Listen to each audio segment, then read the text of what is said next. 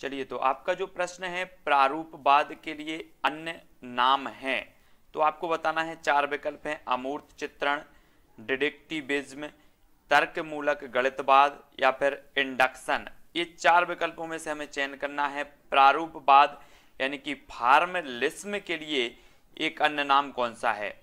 तब आपको चार विकल्प हैं और उत्तर आपको ही बताना है। अगर आपसे बनता है तो कमेंट में लिखें।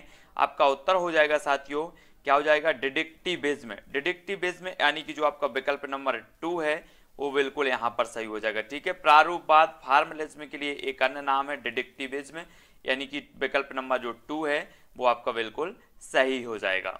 अगला क्वेश्चन है दोस्तों, महाभास्करीय 18वीं शताब्दी में पूर्ण किया गया एक खगोलीय कार्य है जिसे खालिस्तान द्वारा लिखा गया। तो किसके द्वारा लिखा गया? महाभास्करीय 18वीं शताब्दी में पूर्ण किया गया एक खगोलीय कार्य है जिसे किसके द्वारा पूर्ण किया गया? आर्यभट्ट, श्रीधर, भास्कराचार्य या फिर रामानुजन। तो ये चार विकल्प में से हमें चयन करना है और राइट आंसर जो आपका हो जाएगा वो हो जाएगा श्रीधर, यानी कि जो विकल्प नंबर आपका 2 है वो बिल्कुल यहाँ पर सही हो जाएगा। ठीक है, अगला क्वेश्चन है, खालिस्तान बढ़ते पौधों से संबंधित है। प्राकृतिक संख्याएं, वास्तविक संख्याएं, फिबोनाची संख्याएं या फिर परिमेय संख्याएं। तो कौन सी बढ़ते पौधों से संबंधित हैं? तब आपको बताना है। आपका उत्तर जो हो जाएगा फिबोनाची संख्याएं बढ़ते पौधों से संबंधित हैं, यानी कि जो आपका विकल्प नंबर 3 है वो आपका बिल्कुल सही हो जाएगा। ठीक है, पूर्व में व्यापम में पूछी गई ये आपकी मैथ पेडागोजी से संबंधित प्रश्न है, तो इनको अच्छे से पढ़ना है और 3 नंबर आपका बिल्कुल सही हो जाएगा। अगला क्वेश्चन है दोस्तों, गणितीय प्रतिरूपण के लिए, मॉडलिंग के लिए चरणों का अनुक्रम क्या है? प्रश्न, समस्या को समझना या फिर गणितीय विवरण और सूत्रीकरण, गणितीय प्रश्न, समस्या का समाधान करना या फिर प्रश्न समस्या की व्याख्या करना और मान्य करना। तो आपको मॉडलिंग के लिए चरणों का अनुक्रम बताना है। इस प्रकार से आपके चरण दिए हैं, कौन सा सही हो जाएगा आपको उत्तर बताना है। 1, 2, 3, 4 कमेंट में लिखें अगर आपसे बनता है तो। तब आपका बिल्कुल सही आंसर जो हो जाएगा 1, 2, 3, 4, यानी कि यही क्रम है आपका बिल्कुल, है ना। समस्या को समझना, गणितीय विवरण और सूत्रीकरण, गणितीय समस्या का समाधान करना, समस्या की व्याख्या करना और मान्य करना, यानी कि जो 1, 2, 3, 4 है ये चरणों का अनुक्रम हो जाएगा। ठीक है, अगला क्वेश्चन दोस्तों, पाठ्य योजना का मुख्य भाग खालिस्तान के हर्बर्ट सिद्धांत पर आधारित है। तो बताना है आपको, प्रस्तुति के हर्बर्ट, निष्कर्ष के हर्बर्ट, परिचय या फिर संधि और सामान्यीकरण के हर्बर्ट सिद्धांत पर आधारित है। पाठ्य योजना का जो मुख्य भाग है वो बताना है। 4 विकल्प है, 4 में से चयन करेंगे आप। तब आपका बिल्कुल सही आंसर हो जाएगा संधि और सामान्यीकरण। पाठ्य योजना का मुख्य भाग संधि और सामान्यीकरण के हर्बर्ट सिद्धांत पर आधारित है, यानी कि जो आपका विकल्प नंबर 4 है वो बिल्कुल यहां पर सही हो जाएगा। अगला क्वेश्चन दोस्तों, एक विधि या रणनीति के चरणों या सेटों के करने एवं नहीं करने का वर्णन करता है, तो कौन करता है?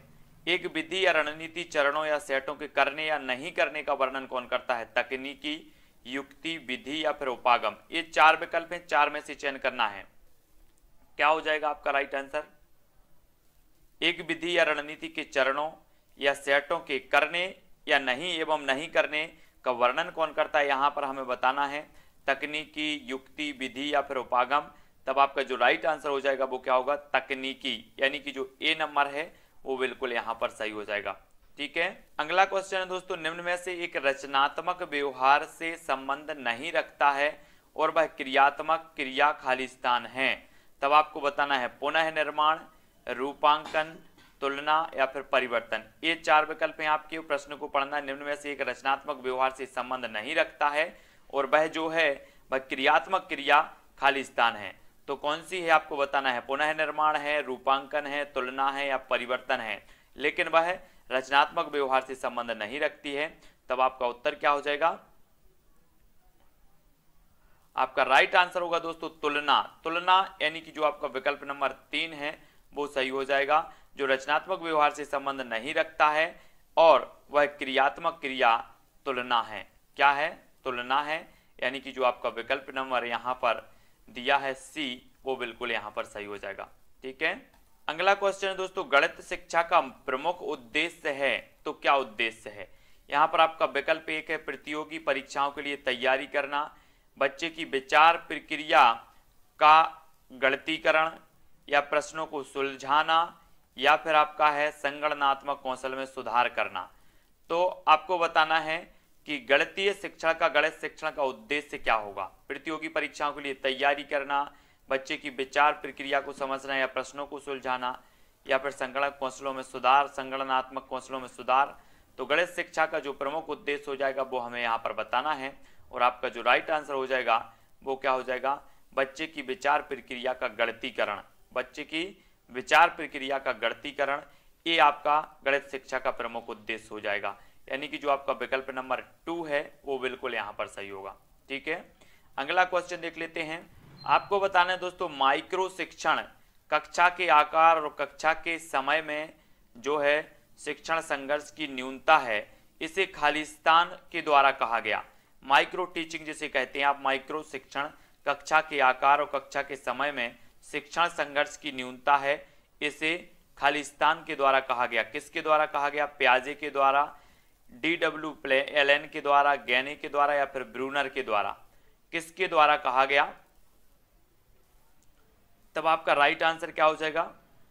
आंसर होगा D.W. एलन। D.W. एलन यानी कि जो विकल्प नंबर आपका 4 है वो बिल्कुल सही हो जाएगा, है ना, कि जो माइक्रो टीचिंग है कक्षा के आकार और कक्षा के समय में शिक्षण संघर्ष की न्यूनता है, इसे जो कहा गया वो कहा गया D.W. एलन द्वारा ये कथन कहा गया है। अगला क्वेश्चन है दोस्तों, निम्न में से किसे गणित पाठ्यक्रम व्यवस्था में सबसे उपयुक्त दृष्टिकोण माना जाता है? तो सबसे उपयुक्त दृष्टिकोण किसे माना जाता है गणित पाठ्यक्रम व्यवस्था में? मनोवैज्ञानिक, सामयिक, एकात्मक, या फिर सर्पिल? किसे माना जाता है सबसे उपयुक्त? तो आपका राइट आंसर क्या हो जाएगा? 1 2 3 4, तो उत्तर होगा सर्पिल। सर्पिल यानी कि जो विकल्प नंबर आपका 4 है वो यहाँ पर सही हो जाएगा। गणितीय पाठ्यक्रम व्यवस्था में सबसे उपयुक्त दृष्टिकोण माना जाता है सर्पिल। 4 नंबर आपका बिल्कुल यहाँ पर सही हो जाएगा। ठीक है, अगला क्वेश्चन है दोस्तों, निम्न में से कौन संज्ञानात्मक क्षेत्र से संबंधित है? महत्व देना, लागू करना, ग्रहण करना, या प्रतिक्रिया देना? इस संज्ञानात्मक क्षेत्र से संबंधित कौन है? 4 विकल्प में से चयन करेंगे सभी लोग। तब आपका बिल्कुल सही आंसर हो जाएगा लागू करना। लागू करना इस संज्ञानात्मक क्षेत्र से संबंधित है, यानी कि जो विकल्प नंबर आपका 2 है वो बिल्कुल यहाँ पर सही हो जाएगा। अगला क्वेश्चन है दोस्तों, गणित पढ़ाने के निम्नलिखित उद्देश्यों में से कौन सा उद्देश्य व्यक्ति को आत्मनिर्भर और स्वतंत्र बनने में मदद करता है? तो कौन सा उद्देश्य होगा? अनुशासनात्मक, उपयोगी, सांस्कृतिक, या सामाजिक? गणित पढ़ाने के निम्नलिखित उद्देश्यों में से कौन सा उद्देश्य व्यक्ति को आत्मनिर्भर और स्वतंत्र बनने में मदद करता है? तो कौन सा उद्देश्य है? उपयोगी, सांस्कृतिक, सामाजिक, या अनुशासनात्मक? तो आपको उत्तर बताना है, कमेंट में लिखना है, और आपका उत्तर हो जाएगा अनुशासनात्मक, यानी कि जो 1 नंबर है वो बिल्कुल सही हो जाएगा, है ना। 1 नंबर बिल्कुल राइट आंसर होगा। अगला क्वेश्चन है, मद विश्लेषण खालिस्तान तैयार करने के लिए एक गुणवत्ता मूल्यांकन रणनीति है।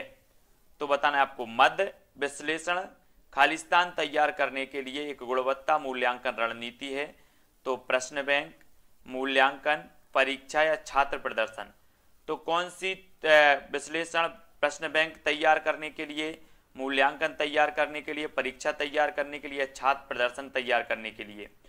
तब आपका राइट आंसर क्या होगा? 4 विकल्प में मद विश्लेषण तैयार करने के लिए गुणवत्ता जो है मूल्यांकन रणनीति है, तो कौन सी है? आपका उत्तर हो जाएगा दोस्तों प्रश्न बैंक। प्रश्न बैंक यानी कि जो 1 नंबर है वो यहाँ पर बिल्कुल सही हो जाएगा। ठीक है, एक मूल्यांकन रणनीति है प्रश्न बैंक तैयार करने के लिए। ठीक है, तो 1 नंबर आपका यहाँ। अगला क्वेश्चन है, गणितीय अवधारणा को छोटे हिस्सों में तोड़ना खालिस्तान कहा जाता है? संश्लेषण, विश्लेषण, आगमन, या फिर निगमन?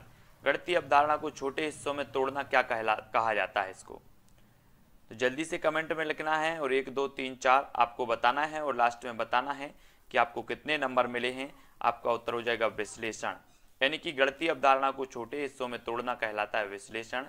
2 नंबर आपका बिल्कुल सही हो जाएगा, 2 नंबर। ठीक है, अगला क्वेश्चन देख लेते हैं। अगला है दोस्तों, संयोग अनुमान एक कथन है जिसे हम मानते हैं कि यह सच है एवं गणितीय अंतर्ज्ञान पर आधारित है। ठीक है, और अगर हमने इसे साबित कर दिया तो यह एक खालिस्तान बन जाता है। क्या बन जाता है? अभिधारणा, स्वयं सिद्ध या सिद्धांत, प्रमेय या फिर कथन। क्या बन जाता है? संयोग, अनुमान एक कथन है जिसे हम मानते हैं कि यह सच है एवं गणितीय अंतर्ज्ञान पर आधारित है। तो और अगर हमने इसे साबित कर दिया तो यह खालिस्तान बन जाता है। क्या बन जाता है आपको बताना है, तो उत्तर हो जाएगा प्रमेय, यानी कि जो आपका विकल्प नंबर 3 है वो यहाँ पर सही हो जाएगा, है ना। अगर सिद्ध कर दिया तो आपका प्रमेय बन जाता है और आपका प्रमेय यानी कि 3 नंबर आपका यहाँ पर बिल्कुल सही हो जाएगा। अगला क्वेश्चन दोस्तों, एमी केवल नंबर की खोज खालिस्तान द्वारा की गई। तो किसके द्वारा? यूक्लिड के द्वारा, थेल्स, पाइथागोरस या प्लेटो के द्वारा। तो एमी केवल बताना है आपको, इन नंबर की खोज की गई तो किसके द्वारा की गई? तब आपका जो राइट आंसर हो जाएगा इसका क्या हो जाएगा? पाइथागोरस के द्वारा की गई एमी केवल नंबर की खोज। ठीक है, यानी कि जो विकल्प नंबर आपका 3 है वो यहाँ पर बिल्कुल सही हो जाएगा। ठीक है, गणित के अंतर्गत साइकोमोटर गतिविधियां खालिस्तान से संबंधित हैं। उपरोक्त सभी से, रेखांकन से या फिर केवल प्रकलन से या केवल मॉडल निर्माण या मॉडल मेकिंग या मैनिपुलेटिंग या ड्राइंग से। तो आपको बताना है साइकोमोटर गतिविधियां खालिस्तान से संबंधित हैं। तो किससे संबंधित हैं? तब आपका राइट आंसर हो जाएगा क्या? उपरोक्त सभी। उपरोक्त सभी यानी कि रेखांकन से भी है, प्रकलन से भी है, केवल मॉडल निर्माण से भी है, यानी कि उपरोक्त सभी 1 नंबर आपका यहाँ पर बिल्कुल आंसर सही हो जाएगा। अगला क्वेश्चन दोस्तों, ब्लूम के वर्गीकरण में शब्द संश्लेषण को खालिस्तान के रूप में संशोधित किया गया है। किसके द्वारा, किसके रूप में किया गया? विश्लेषण के, मूल्यांकन करने, निर्माण करने या लागू करने। ब्लूम के वर्गीकरण में शब्द संश्लेषण को खालिस्तान के रूप में संशोधित किया गया है। तो किस रूप में किया गया है? तब आपका आंसर क्या हो जाएगा? कमेंट में लिखना है आपको। और आपका राइट आंसर होगा दोस्तों निर्माण करने। निर्माण करने के रूप, ब्लूम के वर्गीकरण में शब्द संश्लेषण को निर्माण करने के रूप में संशोधित किया गया है, यानी कि जो आपका विकल्प नंबर 3 है वो यहाँ पर राइट आंसर हो जाएगा। अगला क्वेश्चन है, गणित विज्ञानों की रानी और संख्या सिद्धांत गणित की रानी है, यह इनके द्वारा कहा गया। किन के द्वारा कहा है? गणित विज्ञानों की रानी और संख्या सिद्धांत गणित की रानी है, यह किसके द्वारा कहा गया है? गॉस, बेल, फिशर या वर्नार्ड थॉमस। किसके द्वारा कहा गया है कि गणित विज्ञानों की रानी और संख्या सिद्धांत गणित की रानी? ये कथन किसके द्वारा कहा गया है? तब आपका राइट आंसर हो जाएगा दोस्तों गॉस। गॉस यानी कि जो विकल्प नंबर 1 है वो आपका यहां पर बिल्कुल सही आंसर होगा। ठीक है, अगला क्वेश्चन है, तत्काल उद्देश्य खालिस्तान के अंतर्गत वर्णित है। भावात्मक पक्ष के, संयोजी पक्ष के, उच्चत्व पक्ष के या फिर संज्ञानात्मक पक्ष के। तत्काल उद्देश्य खालिस्तान के अंतर्गत वर्णित है। काय के अंतर्गत वर्णित है? भावात्मक पक्ष, संयोजी पक्ष, उच्चत्व पक्ष या संज्ञानात्मक पक्ष। तब आपका राइट आंसर हो जाएगा संज्ञानात्मक पक्ष, यानी कि जो विकल्प नंबर आपका 4 है वो सही आंसर। तत्काल उद्देश्य संज्ञानात्मक पक्ष के अंतर्गत वर्णित है और 4 नंबर बिल्कुल सही आंसर होगा। अगला क्वेश्चन है दोस्तों, खालिस्तान वास्तव में अनुभव करने या शारीरिक गतिविधियों को करने से सीखते हैं। तो आपको बताना है कि गतिपरक शिक्षार्थी या फिर श्रवणात्मक शिक्षार्थी, अनुक्रमिक शिक्षार्थी या दृष्टिक जो है शिक्षार्थी, कौन से शिक्षार्थी हैं जो वास्तव में अनुभव करने या शारीरिक गतिविधियों को करने से सीखते हैं? तब आपको बताना है 4 विकल्प में से चयन करना है और उत्तर कमेंट में लिखना है और अपना आकलन करना है। तो आपका राइट आंसर हो जाएगा गतिपरक शिक्षार्थी जो होते हैं, गतिपरक, वो वास्तव में अनुभव करने, शारीरिक गतिविधियों को करने से सीखते हैं, यानी कि जो विकल्प नंबर 1 है वो आपका बिल्कुल सही हो जाएगा। ठीक है, अगला क्वेश्चन है, 300 ईसा पूर्व के दौरान महान स्कूल अलेक्जेंड्रिया का निर्माण खालिस्तान के द्वारा किया गया था। तो किसके द्वारा किया गया था? यूक्लिड के द्वारा, सिकंदर महान, पाइथागोरस या अरस्तु के द्वारा। अलेक्जेंड्रिया का निर्माण किसके द्वारा किया गया था? ये 4 विकल्प में से चयन करना है। तब आपका बिल्कुल सही आंसर होगा सिकंदर महान के द्वारा किया गया था, यानी कि 2 नंबर 300 ईसा पूर्व सिकंदर महान के द्वारा ये अलेक्जेंड्रिया का निर्माण किया गया था, यानी कि जो विकल्प नंबर आपका 2 है वो बिल्कुल यहाँ पर सही आंसर होगा। आपको बताना है कि यदि एक कोण समपूरक स्वयं के बराबर है तो कोण है न्यून कोण, समकोण, ऋजु कोण या फिर अधिक कोण। यदि एक कोण का संपूरक स्वयं के बराबर है तो कोण है, कौन सा कोण होगा? 4 विकल्प में से हमें बताना है। तब आपका राइट आंसर जो हो जाएगा वो हो जाएगा समकोण, यानी कि जो विकल्प नंबर आपका 2 है, यदि एक कोण का संपूरक स्वयं के बराबर है तो वो कौन सा कोण होगा? समकोण होगा, यानी कि बी नंबर आपका बिल्कुल सही हो जाएगा। अगला क्वेश्चन है, जब शिक्षार्थी अपनी परिभाषा, अवधारणा और सिद्धांत स्वयं बनाते हैं तो वे खाली स्थान निर्मित करते हैं। क्या निर्मित करते हैं? परिशुद्धता, सामान्यीकरण, यथार्थता या फिर बारंबारता। जब शिक्षार्थी अपनी परिभाषा, अवधारणा, सिद्धांत स्वयं बनाते हैं तो वे खाली स्थान निर्मित करते हैं, तब आपका बिल्कुल सही आंसर हो जाएगा सामान्यीकरण, यानी कि आपका विकल्प नंबर जो 2 है वो बिल्कुल राइट आंसर होगा। अगला क्वेश्चन दोस्तों, एक विषम को ज्ञात करें। त्रिज्या, जीवा, त्रिभुज या फिर बिंदु। एक विषम है इसमें और उसको याद करना है, तब आपका राइट आंसर क्या हो जाएगा?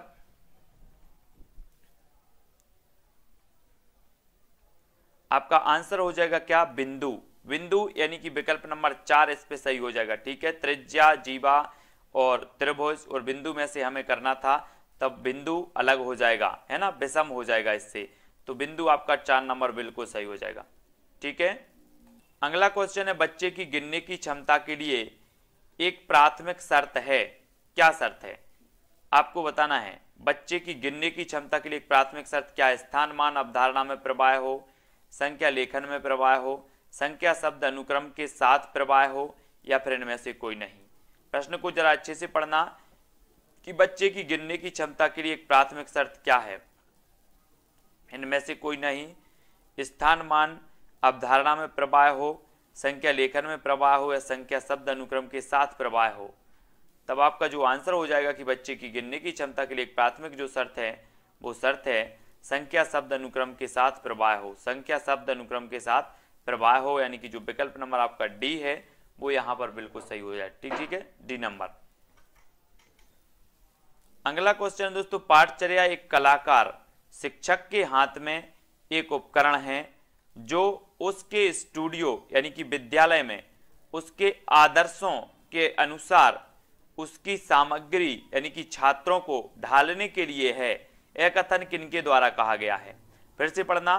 पाठचर्या एक कलाकार के हाथ में एक उपकरण है, उसके स्टूडियो में उसके आदर्शों के अनुसार उसकी सामग्री को ढालने के लिए है। यह कथन किसके द्वारा कहा गया? Cunningham, H Robert Beck, Derek Rowntree या फिर डब्ल्यू वाटर कुक के द्वारा। किसके द्वारा कहा गया ये कथन? तब आपका आंसर क्या हो जाएगा? आंसर हो जाएगा दोस्तों कनिंघम। कनिंघम यानी कि जो विकल्प नंबर 1 है वो बिल्कुल सही होगा। अगला क्वेश्चन है, गणित के एक शिक्षक के लिए निम्नलिखित में से कौन सी विधि उचित नहीं है क्योंकि वह वन मैन शो का रूप लेता है? तो कौन सी? व्याख्यान विधि, अनुमानी विधि, परियोजना विधि या प्रयोगशाला विधि। कौन सी विधि ऐसी है जो उचित नहीं है, हमें बतानी है। तब आपका राइट आंसर क्या हो जाएगा? 4 विकल्प में से चयन करो और कमेंट में लिखो फटाक से और अपना आकलन करो। आपका उत्तर हो जाएगा साथियों व्याख्यान विधि। व्याख्यान विधि गणित शिक्षक के लिए जो है निम्नलिखित में से कौन सी विधि हमें बतानी थी? तो व्याख्यान विधि है जो उचित नहीं है क्योंकि यह वन मैन शो का जो है क्या करती है? रूप लेता है। यानी कि जो आपका विकल्प नंबर 1 है वो यहां पर सही हो जाएगा। प्रश्न है 3C A+B एक खाली स्थान है, क्या है? बीज गणितीय समीकरण, एक पदीय बहुपद, द्विपदीय बहुपद या फिर त्रिपदीय बहुपद। क्या है आपको बताना है, जल्दी से बताएं। तब आपका राइट आंसर हो जाएगा द्विपदीय बहुपद, यानी कि जो आपका विकल्प नंबर 3 है वो यहां पर बिल्कुल सही हो जाएगा। ठीक है, अगला क्वेश्चन है दोस्तों, निम्न में से कौन सा विद्वानों के मूल्यांकन का एक उद्देश्य नहीं है? तो विद्वानों के मूल्यांकन का एक उद्देश्य नहीं है, क्या नहीं है? ज्ञान, विश्लेषण, समझ या फिर मनोवृत्ति। तो क्या नहीं है? तब आपका बिल्कुल सही आंसर होगा मनोवृत्ति, है ना। विद्वानों के मूल्यांकन का एक उद्देश्य नहीं है तो वो मनोवृत्ति नहीं है, यानी कि 4 नंबर आपका यहाँ पर बिल्कुल सही होगा। अगला क्वेश्चन है, अवश्रेणीयन स्केल्ड डाउन शिक्षण संघर्ष खाली स्थान के रूप में जाना जाता है। किसके रूप में जाना जाता है? बृहत शिक्षण के रूप में, सूक्ष्म शिक्षण, प्रवीण शिक्षण या फिर मॉडल शिक्षण। किसके रूप में जाना जाता है? अवश्रेणीयन शिक्षण संघर्ष। तब आपका उत्तर क्या होगा? सूक्ष्म शिक्षण यानी कि माइक्रो टीचिंग, है ना, माइक्रो टीचिंग के रूप में जाना जाता है ना, स्केल्ड डाउन शिक्षण संघर्ष जाना जाता है सूक्ष्म शिक्षण माइक्रो टीचिंग के रूप में। अगला क्वेश्चन है स्वयं सिद्ध विशिष्ट से खालिस्तान की अवधारणाएं हैं, त्रिकोणमिति की, बीजगणित की, ज्यामिति की या अंकगणित की। तो स्वयं सिद्ध विशिष्ट से खालिस्तान की अवधारणाएं हैं, तो ये अवधारणाएं जो हो जाएंगी वो किसकी हो जाएंगी? ज्यामिति। ज्यामिति यानी कि 3 नंबर, स्वयं सिद्ध विशिष्ट से ज्यामिति की अवधारणाएं हैं।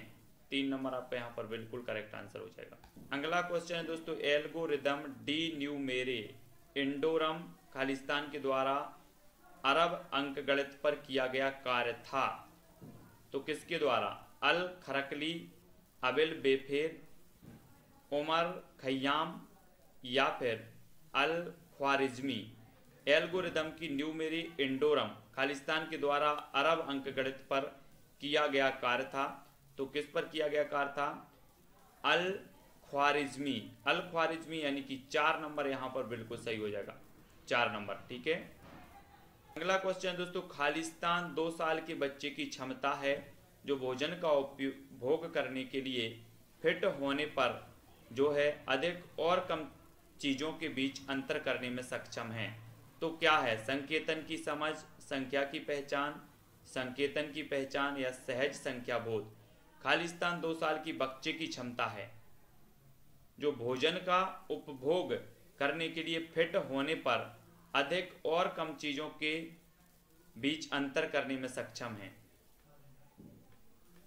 तब आपका बिल्कुल सही आंसर हो जाएगा सहज संख्या बोध।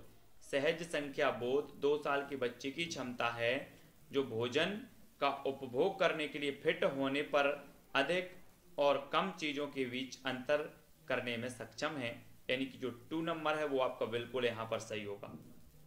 अगला देखो खालिस्तान के आसन्न भुजाओं के मध्य बिंदुओं को मिलाने से समचतुर्भुज बनता है। आयत, आयत के आसन्न भुजाओं के मध्य बिंदुओं को या फिर समांतर चतुर्भुज के मध्य बिंदुओं को या समचतुर्भुज के या पतंग के, किसकी आसन्न भुजाओं के मध्य बिंदुओं को मिलाने से समचतुर्भुज बनता है आपको बताना है। तब आपका बिल्कुल सही आंसर होगा आयत। आयत के आसन्न भुजाओं के मध्य बिंदुओं को मिलाने से समचतुर्भुज बनता है, यानी कि जो विकल्प नंबर 1 है वो बिल्कुल यहां पर सही हो जाएगा। अगला क्वेश्चन है विभिन्न प्रकार के समुच्चयों के उदाहरण देने के लिए क्रियात्मक क्रिया खालिस्तान है। तो कौन सी है? विभिन्न प्रकार के समुच्चयों के उदाहरण देने के लिए क्रियात्मक क्रिया खालिस्तान है, तो कौन सी है? वर्गीकरण, तुलना, विभेदन या फिर सूचीकरण, कौन सी है? तब आपका बिल्कुल सही आंसर होगा वर्गीकरण। वर्गीकरण यानी कि 1 नंबर। विभिन्न प्रकार के समुच्चयों के उदाहरण देने के लिए क्रियात्मक जो क्रिया है वो वर्गीकरण है, 1 नंबर आपका करेक्ट आंसर हो जाएगा, ठीक है, 31 का। अगला क्वेश्चन है दोस्तों निम्न में से कौन सी एक शिक्षण शैली नहीं है? चिल्लाना, प्रदर्शन, जांच या अन्वेषण। कौन सी एक शिक्षण शैली नहीं है बतानी है। तब 4 विकल्प में से चयन करके सभी लोग उत्तर बताएंगे और आपका बिल्कुल करेक्ट आंसर होगा चिल्लाना। कौन सी एक शिक्षण शैली नहीं है? तो चिल्लाना नहीं है, यानी कि 1 नंबर, ठीक है, 1 नंबर आपका बिल्कुल करेक्ट आंसर होगा। अब आपको बताना है भुज या भुजांक खालिस्तान के नाम से भी जाना जाता है। अक्ष के, बिंदु के, कोटि अक्ष के या अक्ष के, किसके नाम से जाना जाता है? भुज या भुजांक। तब आपका बिल्कुल सही आंसर होगा अक्ष के नाम से भी जाना जाता है भुज या फिर भुजांक, ठीक है, 1 नंबर आपका बिल्कुल सही आंसर होगा। अगला क्वेश्चन है कल्पना और रेखांकन निष्कर्ष खालिस्तान के अध्ययन के माध्यम से प्राप्त किया जाता है। तो कल्पना और रेखांकन निष्कर्ष खालिस्तान के अध्ययन के माध्यम से प्राप्त किया जाता है। किसके अध्ययन के माध्यम से? विश्लेषणात्मक ज्यामिति के, स्थानिक ज्यामिति के, बीजगणित के या फिर अंकगणित के। तो कल्पना और रेखांकन निष्कर्ष किसके अध्ययन के माध्यम से प्राप्त किया जाता है आपको बताना है। तब आपके 4 विकल्प में से एक का चयन करना है और उत्तर 1, 2, 3 करके कमेंट में बताना है। आपका बिल्कुल सही आंसर होगा स्थानिक ज्यामिति। स्थानिक यानी कि जो विकल्प नंबर 2 कल्पना और रेखांकन निष्कर्ष स्थानिक ज्यामिति के अध्ययन के माध्यम से प्राप्त किया जा सकता है। 2 नंबर आपका बिल्कुल यहाँ पर सही हो जाएगा। अगला क्वेश्चन दोस्तों, गणित से अनभिज्ञ कोई भी व्यक्ति प्रवेश ना करे खालिस्तान द्वारा कहा गया था। थेल्स, पाइथागोरस, एंचेड या फिर प्लेटो, किसके द्वारा कहा गया था कि गणित से अनभिज्ञ कोई भी व्यक्ति प्रवेश ना करे? तब आपका बिल्कुल सही आंसर होगा प्लेटो के द्वारा। प्लेटो यानी कि 4 नंबर आपका सही होगा। प्लेटो के द्वारा कहा गया कि गणित से अनभिज्ञ कोई भी व्यक्ति प्रवेश ना करे, है ना। 4 नंबर आपका सही हो जाएगा। अगला क्वेश्चन है, चाप विकर्ण से कम तथा चाप विकर्ण से अधिक के प्रतिच्छेदन बिंदु की भुज खाली स्थान है तो क्या है? बहुलक है, माध्य है, माध्यिका है, उपरोक्त में से कोई नहीं है। चाप विकर्ण से कम तथा चाप विकर्ण से अधिक के प्रतिच्छेदन बिंदु की भुज खाली स्थान है, तब आपका राइट आंसर क्या होगा? आंसर हो जाएगा साथियों माध्यिका। माध्यिका यानी कि जो विकल्प नंबर आपका 3 है वो बिल्कुल यहाँ पर सही हो जाएगा। तब यहाँ पर आपको विषम चुनना है। विषम चुनो तो जल्दी से चुनो, तब आपको बिल्कुल करेक्ट जो आंसर है, सभी को पता है कि ये जो अंक है वहाँ की ये चिन्ह है ना। तो 3 नंबर आपका सही हो जाएगा, ये विषम हो जाएगा। ठीक है, 3 नंबर। अगला क्वेश्चन है, अंक गणित का सामान्यीकरण है बीजगणित, प्रायिकता, सांख्यिकी या फिर कैलकुलस। तो अंक गणित का सामान्यीकरण है तो क्या है? उत्तर हो जाएगा आपका बीजगणित। अंक गणित का सामान्यीकरण माना जाता है बीजगणित, यानी कि जो 1 नंबर है वो करेक्ट आंसर हो जाएगा। अगला प्रश्न है, 2 चरों में एकल रैखिक समीकरण होते हैं, अधिकतम 2 हल, एक अद्वितीय हल, अनंत हल या फिर 2 से अधिक लेकिन 4 से कम। आपको बताना है 2 चरों में एकल रैखिक समीकरण होते हैं तो कितने होते हैं? आपका बिल्कुल सही आंसर होगा अनंत हल होते हैं।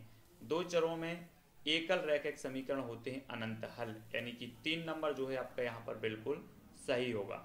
अगला क्वेश्चन है, कोई भी व्यक्ति जो ज्यामिति से अपरिचित है यहाँ प्रवेश ना करे। यह खालिस्तान से संबंधित है, ज्यामिति से अपरिचित है। तो सोफिस्ट स्कूल से, प्लेटोनिक स्कूल से, पहला अलेक्जेंड्रियन स्कूल या फिर आयोनिक स्कूल। कोई भी व्यक्ति जो ज्यामिति से अपरिचित है यहाँ प्रवेश ना करे, ये कथन संबंधित है तो संबंधित है प्लेटोनिक स्कूल। प्लेटोनिक स्कूल यानी कि जो विकल्प नंबर आपका 2 है वो बिल्कुल यहाँ पर राइट आंसर होगा। अगला क्वेश्चन है, निम्न में से किसे अपरिभाषित पद माना जाता है? बिंदु, चतुर्भुज, वृत्त या फिर अभाज्य संख्या। अपरिभाषित पद आपको बताना है, क्या होगा राइट आंसर? बनता है तो कमेंट में जरूर लिखें और वीडियो को लाइक जरूर करना है सभी लोगों को। आंसर आपका हो जाएगा बिंदु। बिंदु यहाँ पर आप परिभाषित पद माना जाएगा 1 नंबर। ठीक है। अगला क्वेश्चन दोस्तों, लीलावती के लेखक थे ब्रह्मगुप्त, आर्यभट्ट, भास्कराचार्य या फिर रामानुजन। लीलावती के जो लेखक थे वो कौन थे? तब आपका बिल्कुल सही हो जाएगा भास्कराचार्य, यानी कि विकल्प नंबर 3। लीलावती के जो लेखक थे वो भास्कराचार्य थे। ठीक है, 3 नंबर आपका सही होगा। क्वेश्चन है, खालिस्तान स्वीकृत सिद्धांतों के तार्किक परिणाम हैं तो कौन है? अनुमान, प्रमेय, अभिधारणा या फिर उपप्रमेय। स्वीकृत सिद्धांतों के तार्किक परिणाम है तो कौन है? आपका राइट आंसर हो जाएगा प्रमेय। प्रमेय स्वीकृत सिद्धांतों के तार्किक परिणाम हैं, यानी कि जो विकल्प नंबर आपका 2 है वो बिल्कुल यहाँ पर सही होगा। ठीक है। अगला क्वेश्चन है, 0, 1, 1, 2, 5, 8, 13, 21, 34, 55 और यहाँ पे डैश डैश और इसी तरह जो है आगे एक अनुक्रम है जो गणितज्ञ खालिस्तान के नाम पर है। किसके नाम पर है? यूक्लिड्स के नाम पर, थेल्स या फाइबोनेची या फिर पाइथागोरस, किसके नाम पर है? तब आपका उत्तर जो हो जाएगा फाइबोनेची। फाइबोनेची के नाम पर है, यानी कि 3। इस प्रकार की जो अनंत हैं और इसी तरह आगे एक अनुक्रम है जो गणितज्ञ जो है किसके नाम पर? फाइबोनेची के नाम पर जाना जाता है, यानी कि जो विकल्प नंबर आपका 3 है वो यहाँ पर सही होगा। अगला क्वेश्चन दोस्तों, आर्यभट्टम से जीवा हाफ कार्ड को अरबी में अनुवादित करने पर इसका अर्थ खालिस्तान भी होगा। क्या होगा? स्पज्या, सेकंड, कोज्या या फिर ज्या। क्या हो जाएगा? आर्यभट्ट से शब्द जीवा हाफ कार्ड को अरबी में अनुवादित करने पर इसका अर्थ जो हो जाएगा वो क्या होगा? वो होगा ज्या। ज्या यानी कि साइनस, यानी कि 4 नंबर यहाँ पर सही हो जाएगा। ठीक है, 4 नंबर।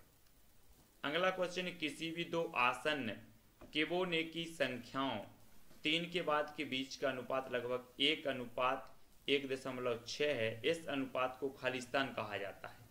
क्या कहा जाता है? गोल्डन रेशियो, फिबोनेकी अनुक्रम, गोल्डन त्रिभुज या फिर लिबर अवेसी। क्या कहा जाता है? ये प्रश्न आपके पिछले एग्जाम व्यापम में पूछे गए हैं मैथ पेडागोजी से संबंधित। तब आपका गोल्डन रेशियो यानी कि जो आपका विकल्प नंबर 1 है वो आपका बिल्कुल सही होगा। किसी भी दो आसन्न फिबोनेकी संख्या में 3 के बाद के बीच का अनुपात लगभग 1:1.6 है। इस अनुपात को खालिस्तान कहा जाता है, तो गोल्डन रेशियो कहा जाता है ना। 1 नंबर आपका बिल्कुल सही होगा।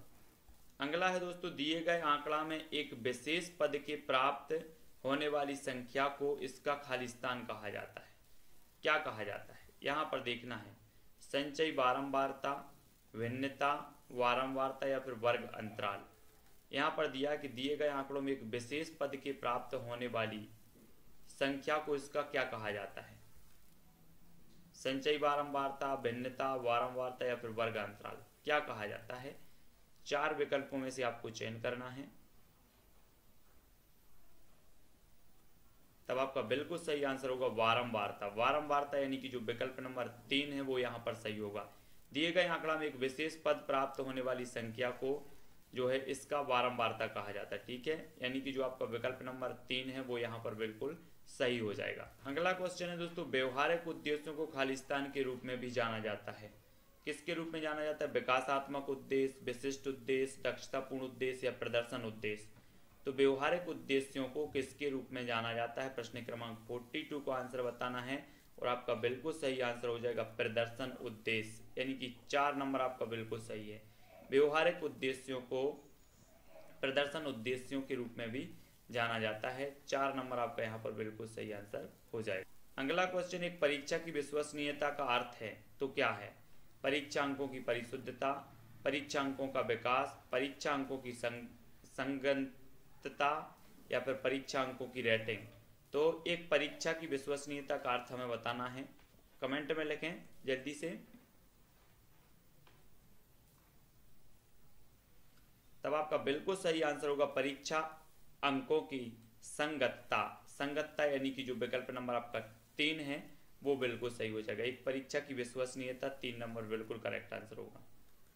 अगला क्वेश्चन है खालिस्तान लघु गणक के निर्माता हैं तो कौन है? कैंटर, जॉन नेपियर, न्यूटन या फिर सिल्वेस्टर। तो लघु गणक के निर्माता कौन है यहाँ पर हमें बताना है। तब आपका बिल्कुल सही आंसर होगा जॉन नेपियर, यानी कि 2 नंबर सही हो जाएगा। लघु गणक के जो निर्माता माने जाते हैं वो जॉन नेपियर माने जाते हैं। ठीक है, 2 नंबर आपका बिल्कुल सही है। अगला क्वेश्चन है, मानसिक रूप से क्रियाशील अंक संक्रिया का फोक एल्गोरिदम जो कि मापन, अनुमान, आकृतियों और रुचिपूर्ण समझ के लिए भी है, खालिस्तान में प्रचलित है। तो बताना है औपचारिक शिक्षा में, विश्वविद्यालय में, गांव या फिर विद्यालय में, काय में प्रचलित है?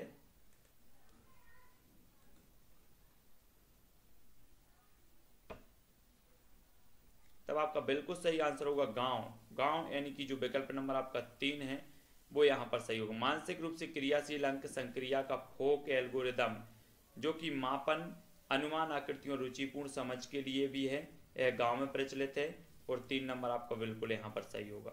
अगला क्वेश्चन है, बीज गणित और सिद्धांत शिरोमणि खालिस्तान के 2 महत्वपूर्ण कार्य हैं तो किसके हैं? भास्कर के, नारायण पंडित के, बराह मेहर के या फिर महावीर के।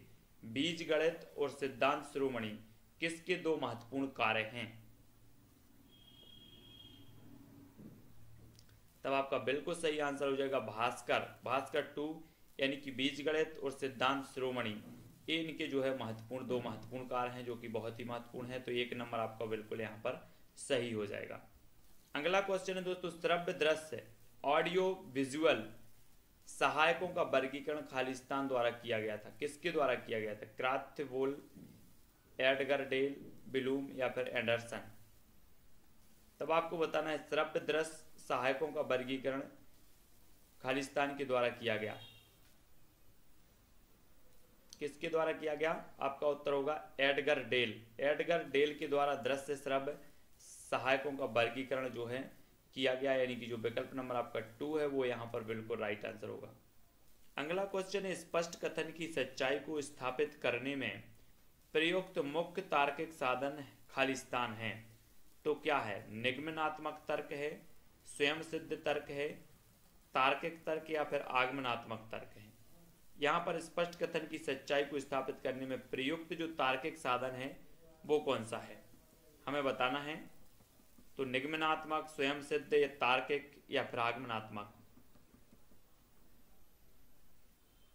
तब आपका बिल्कुल सही आंसर होगा निगमनात्मक। निगमनात्मक यानी कि जो ए नंबर है वो बिल्कुल यहां पर सही हो जाएगा। अगला क्वेश्चन है, सतत मूल्यांकन खालिस्तान पर जोर देने के लिए होता है। तो किस पर जोर देने के लिए होता है? केवल शिक्षकों और छात्रों के लिए साक्ष्य पुनरीक्षण और प्रतिक्रिया, या फिर केवल अधिकांश अंतरालों का निदान, सुधारात्मक उपायों का उपयोग, या केवल संपूर्ण शिक्षण अधिगमों में मूल्यांकन का विनिमय। तो आपको बताना है सतत मूल्यांकन खालिस्तान पर जोर देने के लिए होता है। तो आपका उत्तर होगा उपरोक्त सभी। उपरोक्त सभी यानी कि 3 नंबर पर जोर देने के लिए होता है। केवल संपूर्ण शिक्षण अधिगम में मूल्यांकन का विनिमय भी है ना, केवल अधिगम अंतरालों का निदानात्मक सुधारात्मक उपायों का उपयोग भी, और शिक्षकों और छात्रों के साक्ष्य का पुनः परीक्षण और प्रतिक्रिया भी, यानी कि जो आपका विकल्प नंबर 3 है उपरोक्त सभी आपका बिल्कुल सही आंसर होगा। अगला क्वेश्चन है, शिक्षण की एक निरंकुश ऑटो क्रेडिट शैली को खालिस्तान के रूप में भी जाना जाता है। अनौपचारिक शैली के रूप में, एकीकृत शैली, छात्र केंद्रित या फिर शिक्षक केंद्रित शैली। तो शिक्षण की एक निरंकुश ऑटो क्रेडिट शैली को खालिस्तान के रूप में भी जाना जाता है। तब आपका बिल्कुल सही आंसर होगा वो हो जाएगा क्या?